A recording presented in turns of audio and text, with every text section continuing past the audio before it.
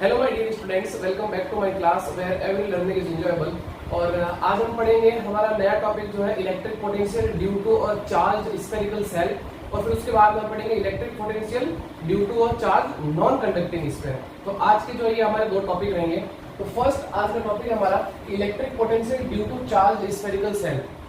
अच्छा, इसके बारे में हम जो है वो एक बार पहले कुछ पढ़ चुके हैं। वो हम पढ़ चुके हैं electric field due to a charge spherical shell, और वो हमने पढ़ा था गॉस लॉ की फोर्थ एप्लीकेशन के अंदर। आगे बात समझ पढ़ा था ना हमने, electric field due to a charge spherical shell. तो यहाँ पे है हमारे पास electric potential due to charge spherical shell. तो इसलिए सबसे पहले देखो मैंने क्या किया कि consider a spherical shell of radius capital R. मैंने स्फेरिकल सेल जो है वो कंसीडर कर लिया। अब और फिर उसको क्या किया, किसी चार्ज Q से क्या किया, मैंने उसको चार्ज कर दिया। अब we have to calculate the electric potential at its surface and outside and inside the surface. वैसे भी हमने जो है वहां पे भी ऐसे ही किया था कि मैंने स्फेरिकल सेल दिया था, इलेक्ट्रिक पोटेंशियल सॉरी वहां पे जो मैंने इलेक्ट्रिक फील्ड उसके outside the surface, inside the surface और एट द सरफेस, हमने जो तीनों केस किए थे। तो सेम यहाँ पे भी हमें जो है वो तीनों केस करने पड़ेंगे। तो चलते हैं हमारे फर्स्ट केस पे। सो केस 1,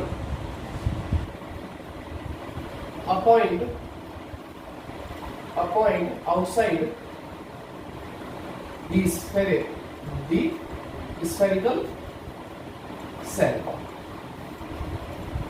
या हम उसको बोल सकते हैं R greater than R। ये कंडीशन की थी ना वहां पे भी। तो देखो ये मेरे पास में है,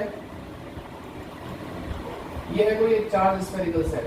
ये मैंने इसको चार्ज कर दिया Q चार्ज से, ये Q चार्ज से चार्ज कर दिया। ये इसका सेंटर, और यहाँ एक कोई P पॉइंट है, ये आउटसाइड, ये P पॉइंट यहाँ पे। और ये कितने डिस्टेंस पे है, ये यहाँ से R डिस्टेंस पे है, ये यहाँ से R डिस्टेंस पे। अब मुझे क्या करना है, इस P पॉइंट पे क्या करना है, इलेक्ट्रिक पोटेंशियल फाइंड करना है। क्या फाइंड करना है, electric potential, not electric potential difference. आगे बात समझ में। तो जब अगर मैं इलेक्ट्रिक पोटेंशियल की बात करूंगा तो मुझे चार्ज को कहां से लेके आना पड़ेगा, कौन सा charge, test charge. Test charge कहां से लेके आना पड़ेगा, मुझे इनफिनिट से लेके आना पड़ेगा कहां तक, इस पॉइंट तक। आगे बात समझ में। मुझे कहां से लाना पड़ेगा, इनफिनिट से लाना पड़ेगा। मान लो यहाँ मैंने कोई चार्ज, यहाँ कोई इनफिनिट है ये, आगे बात समझ में, इनफिनिट। यहाँ टेस्ट चार्ज रखा है Q नॉट, आगे बात समझ में, यहाँ टेस्ट चार्ज रखा है। अब मुझे क्या करना है कि इस पॉइंट पे इलेक्ट्रिक फील्ड पता करना है, मुझे इसे कहां से लाना पड़ेगा, इनफिनिट से लेके आना पड़ेगा। तो देखो क्या होगा कुछ इस तरीके से। तो हमने एक रिलेशन पढ़ा है, अरे बात समझ में, कौन सा, electric potential due to electric field या फ्रॉम इलेक्ट्रिक फील्ड। ये वाला electric potential from electric field, ये हमने रिजल्ट पढ़ा है। क्या कि अगर मैं इसकी बात करूं, ये हो जाएगा मेरे पास में Vp minus V infinite is equal to limit integration of E dot dr। यही था। अब लिमिट कहां से आएगी, इसकी देखो यहाँ से डिस्टेंस कितनी, इनफिनिट, और यहाँ से डिस्टेंस कितनी, r। लिमिट हो जाएगी कहां से, इन्फिनिटी टू r। मतलब P पॉइंट, यहाँ P लिखो तो वही बात है, P कहां तक है, r तक है। आगे बात समझ में। सो इनफिनिट पर कितना होता है, 0 होता है। तो ये तो मेरे पास में हो जाएगा 0, यहाँ बचेगा क्या मेरे पास में, Vp। अब बात करते हैं E की। तो यहाँ E हमने पहले ही कैलकुलेट कर चुके हैं गॉस लॉ के अंदर। क्या था, किसी भी स्फेरिकल सेल के आउटसाइड किसी P पॉइंट पे अगर हमें इलेक्ट्रिक फील्ड पता करना था, वो फॉर्मूला निकल के आया तो मेरे पास में KQ बाई R स्क्वायर। आई बात समझ में। तो यहाँ पे मैं वही लिखूंगा KQ बाई, अच्छा पहले तो एक बार रुको, पहले तो हमें इनके बीच में एंगल भी पता होना चाहिए, ठीक है। तो देखो ये हो जाएगा मेरे पास में EDR cos 0। अब 0 कैसा है, ध्यान से देखना। अब इलेक्ट्रिक पोटेंशियल मतलब जो इलेक्ट्रिक फील्ड है उसकी डायरेक्शन इस तरफ है, अरे बात समझ में। और जो ये डिस्टेंस डिस्प्लेसमेंट वो भी तो इसी डायरेक्शन में ना। अगर आप मान लो यहाँ पॉइंट होता तो इस डायरेक्शन में होता, यहाँ पॉइंट है तो इस डायरेक्शन में डिस्प्लेसमेंट, अरे बात समझ में। यहाँ है तो इस तरफ है। तो कहने का मतलब है कि जो डिस्टेंस है या डिस्प्लेसमेंट है, जो भी आप बोलो, वो क्या है, दोनों एक ही डायरेक्शन में, इलेक्ट्रिक फील्ड और ये। अरे बात समझ में। तो इसका मतलब इनके बीच में एंगल कितना हुआ, 0 डिग्री। सो ये मेरे पास हो जाएगा Vp is equal to minus integration of limit infinity to R। E की जगह रख लूंगा मैं KQ बाई R स्क्वायर। यही था फॉर्मूला, ये हमने निकाल चुके हैं पहले, ठीक है। ये आपको वापस निकालने की जरूरत नहीं है, ये आपको डायरेक्टली जो है वो वैल्यू रखनी है हमारी, ठीक है। सो KQ कांस्टेंट बाहर आ जाएगा, integration limit infinity to R, इसको मैं लिख सकता हूँ आर की पावर माइनस 2 डी आर, ऊपर लेके चलेगा। अब यहाँ पे फॉर्मूला लगाना है इंटीग्रेशन का, कौन सा, x की पावर n वाला, तो वो फॉर्मूला आपको पता होगा k क्यू, उसके लिए क्या करता है, पावर में एक ऐड कर देते हैं और डिवाइडेड बाई पावर प्लस 1, और ये मेरे पास में इंफिनिटी और ये r। सो माइनस 2 प्लस 1 क्या हो जाएगा, -1, और ये माइनस और ये माइनस मिलकर क्या हो जाएंगे, प्लस हो जाएंगे। सो Vp इज इक्वल टू, यहाँ से बचेगा मेरे पास में k क्यू, और देखो यहाँ क्या बचेगा मेरे पास में r की पावर -1, उसको मैं नीचे लेके आ जाऊंगा, ये हो जाएगा 1/r, और लिमिट इंफिनिटी टू r। अब भाई upper limit minus lower limit, so Vp is equal to k q, ये हो जाएगा 1/r माइनस 1/इंफिनिटी। सो 1/इंफिनिटी क्या होता है, 0, so Vp is equal to k q by r। ये है मेरे पास में electric potential outside the spherical shell. ये याद रखना आप, सीधा ही जो है न्यूमेरिकल आता है, आपको चार्ज दे रखा होता है, डिस्टेंस दे रखी होती है स्फेरिकल सेल से, और बोलता है बताइए कि उस पॉइंट पे जो वो इलेक्ट्रिक पोटेंशियल कितना होगा कैलकुलेट करो, तो आपको डायरेक्ट फॉर्मूला याद रखना है। ठीक है, आगे बढ़े ना, हमारा case number 2। So case 2, so case 2 क्या होगा, a point at the surface of spherical shell. अब पॉइंट कहां गया है, यहां आ गया है इस पॉइंट पे, तो इसका मतलब अगर मैं बात करूं इसकी रेडियस r है, ठीक है, ये पॉइंट पे यहां आ गया, इसका मतलब ये भी r होगी, तो यहां अपन बोल सकते हैं कि r equal to r। Clear, point surface पे आ गया, इसका मतलब डिस्टेंस कितनी हो गई उस पॉइंट की, उस रेडियस के बराबर। ओके, अब वही वापस फॉर्मूला लगाएंगे अपन ये वाला, तो देखो क्या हो जाएगा, Vp minus V infinity integration limit infinity to capital R। देखो यहाँ क्या थी, स्मॉल r, अब क्या होगी, बिकॉज कैपिटल R होगी, और यही मेरे पास में E डॉट डी आर। तो इसको वापस सॉल्व करने की आपको जरूरत नहीं है, बिकॉज क्यों, क्योंकि देखो यहाँ स्मॉल r है, तो जब आप इसको पूरा सॉल्व करोगे क्या आएगा, कैपिटल R आ जाएगा, तो इसको आप डायरेक्टली लिख लो Vp is equal to k q by capital R। So ये याद रखना, ये किसके लिए है, ये आपके पास में इलेक्ट्रिक पोटेंशियल किसके लिए है, जब पॉइंट कहां हो, स्फेरिकल सेल के सरफेस पे। Clear, now case 3।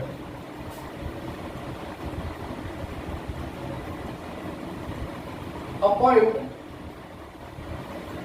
Inside the spherical shell,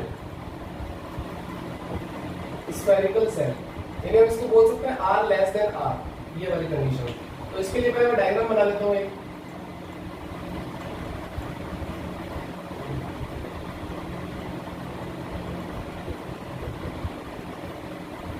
ये सेंटर O, यहाँ पे ये पॉइंट आ चुका है, ये P पॉइंट, ये डिस्टेंस है इससे कितनी r डिस्टेंस, इसकी रेडियस हो गई कैपिटल R। क्लियर है यहाँ तक। अब ध्यान से देखना, अब यहाँ पे आपको इलेक्ट्रिक फील्ड बाहर अलग है और अंदर अलग है, और ये आपने पढ़ा है किसी भी कंडक्टिंग स्फेरिकल सेल के अंदर जो इलेक्ट्रिक फील्ड होती है वो 0 होती है, ये हमने सेकंड चैप्टर में पढ़ लिया था, और ये हमने वैसे इसकी प्रॉपर्टी के कारण हमने जो है वो इलेक्ट्रिक फील्ड लाइंस की प्रॉपर्टी पढ़ी थी, तो वहां पे भी हमने ये पढ़ा था कि किसी भी कंडक्टर के अंदर इलेक्ट्रिक फील्ड 0 होता है इन अंडर इलेक्ट्रोस्टैटिक कंडीशन। ठीक है, सो इसके अंदर तो इलेक्ट्रिक फील्ड 0 होगा, बट बाहर कुछ ना कुछ तो होगा। ठीक है, अगर इसको आप ध्यान से देखो, अगर आप इसको ध्यान से देखो, हमने एक रिलेशन पढ़ा था, कौन सा, dv is equal to minus E dot D R, या ई डी आर ले लो अभी तो यहाँ पे। ठीक है, ये पढ़ा था इलेक्ट्रिक फील्ड अंदर कितना है, इलेक्ट्रिक फील्ड अंदर कितना है, ये मेरे पास में 0, E इक्वल टू 0 की बात करूं तो मेरे पास में dv इज इक्वल टू कितना आएगा, 0। यानी कहने का मतलब क्या है कि चेंज इन पोटेंशियल 0 है। अरे बात समझ में, ये मत सोचना कि मतलब अंदर भी पोटेंशियल भी 0 होगा, ये नहीं है, चेंज इन पोटेंशियल 0 है। अरे बात समझ में, दो पोटेंशियल का बीच का डिफरेंस वो 0 हो सकता है, लेकिन पोटेंशियल 0 नहीं है। पोटेंशियल क्या है, यहाँ से अगर मैं v की बात करूं तो v क्या है मेरे पास में, कांस्टेंट। v क्या है मेरे पास में, कांस्टेंट। कहां, इनसाइड दी सरफेस, ये इनसाइड की सरफेस है। अरे बात समझ में? बाहर के लिए तो हमने निकाल लिया, लेकिन अब उसके लिए मुझे क्या करना पड़ेगा? अगर मैं इंफिनिटी से अगर कोई पॉइंट लेके आऊंगा तो मुझे पहले कहां लाना पड़ेगा? इस सरफेस से लाना पड़ेगा, फिर क्या लाना पड़ेगा? इस सरफेस से अंदर की ओर लेके आना पड़ेगा। तो उसको देखो मैं कैसे लिखूंगा, so v p is equal to ये हो जाएगा minus integration limit infinity to r, पहले सॉरी कैपिटल R, बिकॉज यहां से यहां तक ले जाऊंगा फिर उसको यहां लेके आऊंगा, तो हो जाएगा मेरे पास में क्या, देखो e डॉट dr, फिर यहां से यहां लेके आना पड़ेगा, उसके लिए हो जाएगा मेरे पास में limit r capital R to small r, और फिर ये मेरे पास में e डॉट dr। बोलो क्लियर है? और ये देखो हमने ये तो निकाल चुके हैं ना पहले, ये वाला देखो यही तो है, तो इसके लिए क्या आ जाएगा kq बाई r, यहाँ पे भी आपको सॉल्व करने की जरूरत है नहीं, तो ये हो जाएगा मेरे पास में kq बाई r, और ये देखो मेरे पास में कितना r2r, यहाँ पे इलेक्ट्रिक फील्ड कितना 0, तो ये तो मेरे पास में पूरा क्या हो जाएगा 0 हो जाएगा, तो मेरे पास में बचा क्या ओनली kq बाई r। अगली बात समझ में, यहाँ तक तो आ गया ना समझ? अब देखो यहाँ से पता चल गया है कि अंदर जो है वो क्या बोलते हैं इलेक्ट्रिक पोटेंशियल वो कितना kq बाई r, तो इसका मतलब आप चाहे कहीं पे भी ले लो, पॉइंट कहीं पे भी हो, चाहे यहाँ हो, चाहे यहाँ हो, चाहे यहाँ हो, यहाँ हो, यहाँ हो, यहाँ हो, कहीं पे भी पॉइंट होगा, everywhere electric potential is same, because देखो इस रिजल्ट से डिस्टेंस तो कोई मतलब ही नहीं है ना, इस r से तो कोई मतलब ही नहीं रहा, तो इसका मतलब अगर potential inside the spherical cell की बात करेंगे तो वो कितना होगा kq बाई r। क्लियर है? अब अपन जो है इसका एक ग्राफ भी बना लेते हैं, तो इसका ग्राफ कैसा होगा देखो, तो मैं इसके ग्राफ थोड़ा इधर साइड में बना लेता हूँ, तो आप थोड़ा सा ध्यान से बनाना इस पर। देखो ये मेरे पास में जो है वो चार्ज स्फेरिकल सेल है, ठीक, ये इसका सेंटर है, यहाँ से मैं ग्राफ बना रहा हूँ इसका, क्लियर, और ये इसका सरफेस ये। तो अब ध्यान से देखो, अगर आउटसाइड की बात करूं तो यहाँ से क्या पता चला, v is inversely proportional to 1 upon r, यानी आप जैसे जैसे मतलब आपकी डिस्टेंस बढ़ती जाएगी, मतलब v increases when r decreases, तो ये हो जाएगा, मान लो यहाँ मेरे पास में ये है सरफेस, इसका ग्राफ तो कुछ इस तरीके से आएगा, और अंदर देख लो आप, अंदर क्या है, सरफेस में भी kq बाई r और अंदर भी kq बाई r, तो इसका मतलब यहाँ पे तो क्या हो गया, कांस्टेंट रह गया ना ग्राफ। आरी बात समझ में? यहाँ तो हो गया मेरे पास में v is inversely proportional to 1 upon r, यहाँ पे मेरे पास में v is equal to kq by r। आगे बात समझ में? ये हो गई मेरे पास में क्या, r लेस देन r वाली कंडीशन, ये हो गई r इक्वल टू r वाली कंडीशन, और ये हो गई r greater than capital R वाली कंडीशन। आगे बात समझ में? सो बस ये था हमारे पास में electric potential due to a charged spherical shell. तो आई होप आपको ये अच्छे से समझ में आ गया होगा। तो वापस देख लो आपकी, मैंने क्या किया, इसके 3 केस लिए, जैसे हमने इलेक्ट्रिक फील्ड निकाला था, एक आउटसाइड लिया, फिर एक सरफेस लिया, और फिर एक क्या इनसाइड लिया, और सभी से इलेक्ट्रिक पोटेंशियल हमने जो कैलकुलेट कर दिया। तो इलेक्ट्रिक फील्ड के लिए आपको टेंशन लेने की जरूरत नहीं है, ये आपको याद रखना पड़ेगा कि जब हम इनसाइड की बात करेंगे तो kq बाई r स्क्वायर, यहाँ पे तो वही केस होगा r इक्वल टू r वाला, और इनसाइड के लिए हमारे पास में क्या होगा, 0 होगा। तो अंदर इलेक्ट्रिक पोटेंशियल क्या रहेगा, कांस्टेंट रहेगा, कहां तक, सरफेस तक। सरफेस के बाद में जो इलेक्ट्रिक पोटेंशियल जो डिक्रीज होना स्टार्ट होगा। तो फटाफट इसका स्क्रीनशॉट लीजिए, फिर हम आगे बढ़ते हैं, हम पढ़ेंगे electric potential due to a charged non conducting spherical shell. Clear? Take a screenshot. So students, अब हमारा नेक्स्ट टॉपिक वो है electric potential due to a charged non conducting sphere. इससे पहले हम जो है वो चार्ज्ड कंडक्टिंग स्फीयर के लिए इलेक्ट्रिक पोटेंशियल हर एक पॉइंट के लिए पढ़ चुके हैं, यानी जब वो आउटसाइड हो, सरफेस हो और इनसाइड हो। अब बात करते हैं हम electric potential due to a charged non conducting sphere. ये मैंने कुछ रिजल्ट लिखे, ये हम गॉस लॉ की एप्लीकेशन, कौन सी फिफ्थ एप्लीकेशन यही थी हमारे पास में, electric field due to a charged non conducting sphere. उसके लिए हम जो है वो इलेक्ट्रिक फील्ड जो हम निकाल चुके थे कि outside kq by r square, surface पे kq by capital R square, और इनसाइड ये अलग थी, वो क्या थी, kq r upon capital R cube. अगली बात समझ में? तो अब हम जो है वो सेम इसी तरीके से यहाँ पे भी हम 3 पॉइंट लेंगे नॉन कंडक्टिंग स्फीयर के, आउटसाइड, एक सरफेस और इनसाइड। सबसे पहले हमारा फर्स्ट पॉइंट है a point outside the sphere. तो देखो ये मेरे पास में ये स्फीयर कौन सा, नॉन कंडक्टिंग। नॉन कंडक्टिंग में जो चार्ज होता है वो कहाँ होता है, उसके पूरे ही वॉल्यूम के अंदर होता है, ये आपको पता है। क्लियर? और यहाँ एक कोई पॉइंट है P, ये P पॉइंट, ठीक है, ये इसकी रेडियस हो गई कैपिटल R, इसको चार्ज कर दिया चार्ज Q से, और इस पॉइंट की डिस्टेंस कितनी है R। अब वही मुझे चार्ज को कहां से लेके आना पड़ेगा, इन्फिनिटी से लेके आना पड़ेगा इस P पॉइंट पर। तो टेस्ट चार्ज है, टेस्ट चार्ज का कोई रोल नहीं, बस इसको हम जो है एक्सपेरिमेंट के लिए यूज करते हैं, ये ध्यान रखना।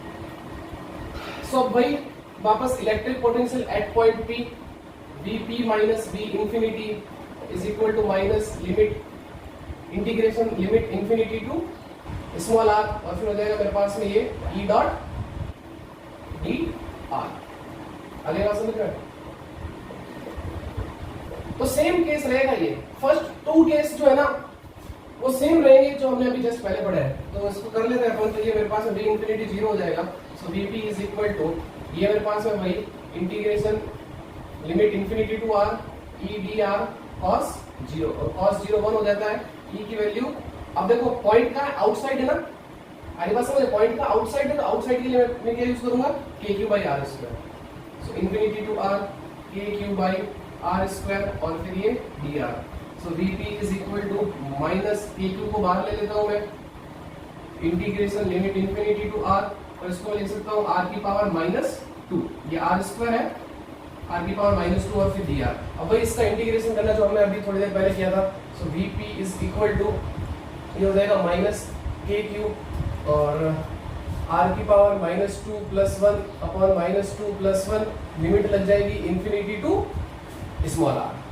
सो now Vp is equal to, ये वही -1 बचेगा, माइनस माइनस यहाँ से प्लस हो जाएगा, यहाँ से kq और ये 1 अपॉन r, और फिर limit infinity to small r। अब वही लिमिट लगा लो, Vp is equal to kq upper limit, r की जगह एक बार ये r रख देंगे और एक बार इंफिनिटी रख देंगे। सो ये तो 0 हो जाएगा, मेरे पास में Vp इज इक्वल टू आ जाएगा क्या, kq बाई r। आगे यहाँ तक समझ में? सो ये था मेरे पास में क्या, first case. Clear? Now second case की बात करते हैं। तो यहां से भी हमें ये पता चला है कि V is inversely proportional to 1 upon. Now case second, a point at the surface of a sphere, वही r इक्वल टू r, और यहाँ क्या है, ये r ग्रेटर देन r, ठीक है ना।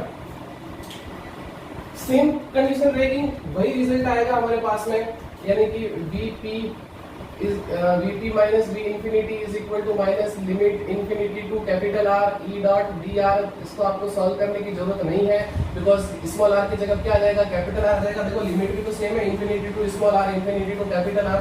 सो Vp को डायरेक्ट लिख लीजिए आप, वो क्या आ जाएगा मेरे पास में, kq by capital R। Clear है ना? ये था मेरे पास में क्या, सरफेस पे electric potential. Now case number third, ये सबसे इंपॉर्टेंट है, ध्यान रखना। केस थर्ड, व्हेन पॉइंट, या फिर अ पॉइंट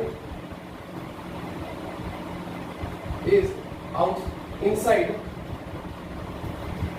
द स्फीयर, यानी r लेस देन r। अब पॉइंट का है, इनसाइड है। तो देखो इनसाइड के लिए हमें जो इलेक्ट्रिक फील्ड है वो पता है, kq r upon capital R q. So वही वापस फॉर्मूला लगा लेंगे अपन, Vp माइनस V इंफिनिटी।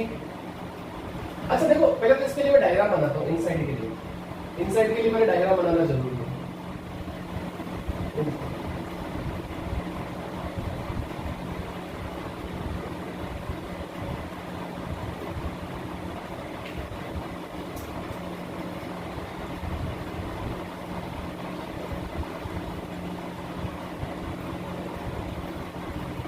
और ये r डिस्टेंस पे, ठीक है। अब सबसे पहले वही कि मुझे जो टेस्ट चार्ज को लेके आना पड़ेगा, वो कहां से लेके आना पड़ेगा, इंफिनिटी से लेके आना पड़ेगा इस पॉइंट पर। तो इस पॉइंट पे लाने के लिए सबसे पहले मुझे तो उसको कहां लाना पड़ेगा, इसके सरफेस तक लाना पड़ेगा। तो सरफेस के बाद में चार्ज क्या हो रहा है, बदल रहा है। आगे बात समझ में? देखो यहाँ ज्यादा है, यहाँ ज्यादा है, फिर आप थोड़े जाओगे तो उसका मतलब क्या हो जाएगा, सेंटर पे आके बिल्कुल ही कम हो जाएगा, ठीक है ना।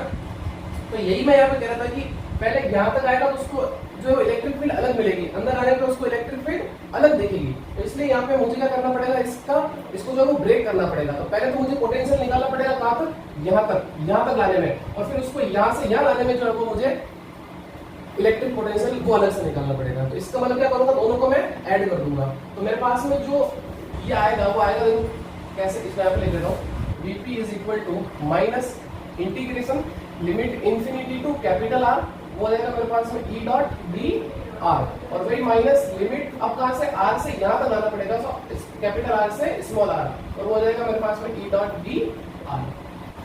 क्लियर? अब ध्यान से देखना, ये तो यही चीज है, इसके लिए तो मेरे पास में के क्यू बाई आर आ जाएगा, ठीक है। So Vp is equal to k q by capital R, फिर माइनस, अब देखो limit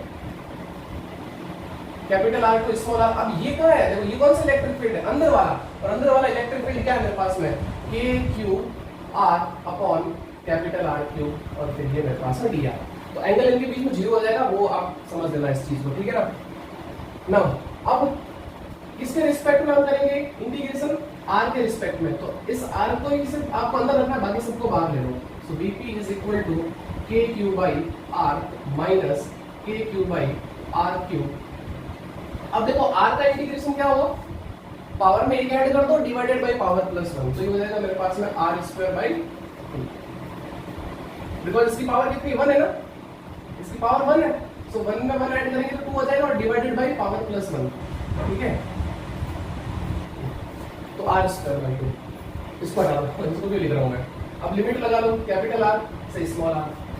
so Vp is equal to k q by R minus k q upon R cube, और यहाँ से बच जाएगा मेरे पास में r square by 2 minus capital R square by 2। दोनों यहाँ तक क्लियर है? आगे बढ़े, इस के क्यू बाई आर क्यू को अंदर शिफ्ट कर देते हैं। So Vp is equal to k q by R, फिर माइनस ये हो जाएगा, देखो क्या, k q r square upon 2 R cube, और जब ये अंदर जाएगा तो देखो आर स्क्वायर से ये कट जाएगा 2 बार, तो मेरे पास में बचेगा क्या, के क्यू अपॉन 2 आर, ये 2 तो है ही, ये जब अंदर जाएगा तो आर स्क्वायर से ये आर क्यू 2 टाइम्स कट जाएगा, मेरे पास में ओनली फॉर आर बच जाएगा। सो के क्यू अपॉन 2 आर। क्लियर? अब देखो कुछ कॉमन आ रहा है सभी से, क्या कॉमन आ रहा है, के क्यू बाई आर सभी से कॉमन आ रहा है, देख लो आप, तो ले लेते हैं कॉमन। सो के क्यू बाई आर जो है वो मैंने कॉमन ले लिया, तो यहाँ क्या बच गया 1 माइनस, यहाँ से के क्यू कॉमन ले लिया, क्या बच गया मेरे पास में आर स्क्वायर अपॉन, यहाँ से बचा मेरे पास में 2 आर स्क्वायर। क्लियर? अब फिर माइनस, अच्छा देखो एक ध्यान रखना, यह माइनस है ना, अब ध्यान देना गलती होगी, ये माइनस, तो ये तो माइनस हो जाएगा, लेकिन ये माइनस माइनस करके क्या होगा, प्लस होगा, ये ध्यान रखना आगे वैसा। तो ये हो जाएगा मेरे पास में यहाँ से 1 अपॉन 2, बस के क्यू आर को कॉमन ले लिया। अब देखो 1 प्लस 1 अपॉन 2 कितने हो जाएंगे, 3/2। सो Vp is equal to k q by are, और यहाँ से ये मेरे पास में 3/2 माइनस ये हो जाएगा कितना, r square upon 2 R square. Clear है? अब आगे बढ़ा जाए,